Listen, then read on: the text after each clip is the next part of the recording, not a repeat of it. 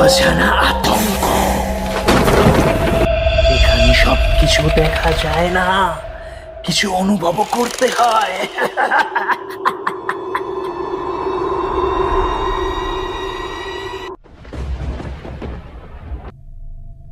আমাদের আজকের ভৌতিক নিবেদন আতঙ্কের আঁখি। ওর গায়ে গঙ্গা জল ছিটিয়ে দিয়েছিলাম, কিন্তু চোখ দুটো তখনও নড়ছিল, খালি চেয়েছিল আমার দিকে, যেন বলে যাচ্ছিল, তুই আমায় দেখেছিস, এবার তোর পালা।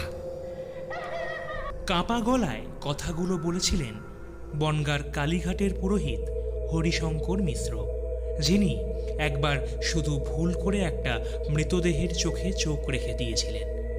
আর তারপর থেকেই তিনি নিজের চোখ বন্ধ করলেই দেখতে পান কেউ তাকিয়ে আছে তার দিকে এক দৃষ্টিতে, একজোড়া পোড়া চোখ নিয়ে।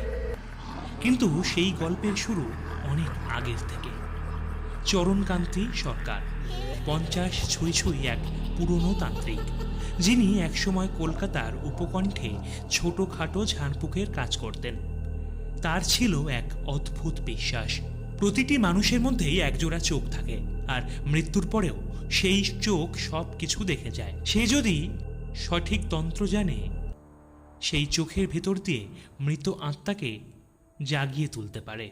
চরণবাবু একদিন এক ভৌতিক পয়সার লোভে ভুল তন্ত্র ব্যবহার করে এক নারীর চোখ ধরে ডেকে আনেন আত্মা। নারীটি বিনীতা দে, যার বয়স 32 বছর, যিনি কিছুদিন আগে রহস্যজনকভাবে মারা যান পুকুরে ডুবে।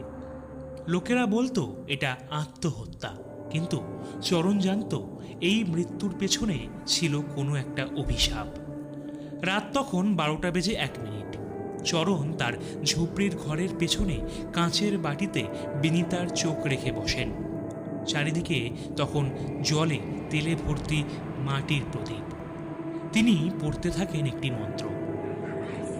চোখ লুকানো আত্মা উঠে আয়, বল তোর মৃত্যু কেমন করে হলো। চোখে লুকানো আত্মা উঠে আয়, বল তোর মৃত্যু কেমন করে হলো। চোখে লুকানো আত্মা উঠে আয়, বল তোর মৃত্যু কেমন করে হলো। প্রথমে কিছুই হয় না, তারপর হঠাৎ বাতাস ভারী হয়ে ওঠে, ঘরের জানালা খচখচ করে বন্ধ হয়ে যায়, আর চোখ দুটো ধীরে ধীরে ফরফর করে নড়ে ওঠে। চরণ অবাক হয়ে যায়, কারণ এমনটা সে আগে কখনো দেখেনি। সে চোখে চোখ রাখে, আর তখনই, আমি মরিনি, তুই আমায় ডেকেছিস, আমি মরিনি। এবার তুই যাবি, তুই যাবি। একজোড়া ছায়ামূর্তি ভেসে ওঠে বাতাসে, বিনীতার ছিন্ন ভিন্ন শরীর, চোখ গড়ে গেছে, মুখে জ্বলন্ত ছাই। চরণ চিৎকার করে উঠে দাঁড়ায়, কিন্তু হাত পা অবশ। পরদিন লোকেরা চরণের ঘরে দেখে, ঘরের মাঝে একটা বৃত্তে বসে আছে চরণ, চোখ দুটি ফাঁক করে, কিন্তু সে অন্ধ। তার গালে আঁচড় আর কপালে ছাইয়ের দাগ, আর ঘরের মেঝেতে লেখা ছিল, চোখ মেললেই আমায় দেখবি, আমি তোকে দেখতে পেয়েছি। আর এখন তোর পালা।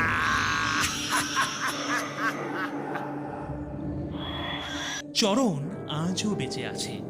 শোনা যায় সে চোখ বন্ধ করতে পারে না, ঘুমায় না, কারণ ঘুমালেই বিনীতার পোড়া চোখ তাকে গিলে ফেলতে আসে। আর যারাই তাকে দেখতে যায় সে বলে, আমার ভুল ছিল, মৃতের চোখে চোখ রেখো না, কারণ কারণ সে জানে তুমি কে। আর একদিন তোমার দৃষ্টি তার ঘর হয়ে উঠবে, তার ঘর হয়ে উঠবে, তার ঘর হয়ে উঠবে। তাই তাই মৃতের চোখে চোখ রেখো না, চোখ রেখো না, চোখ রেখো না।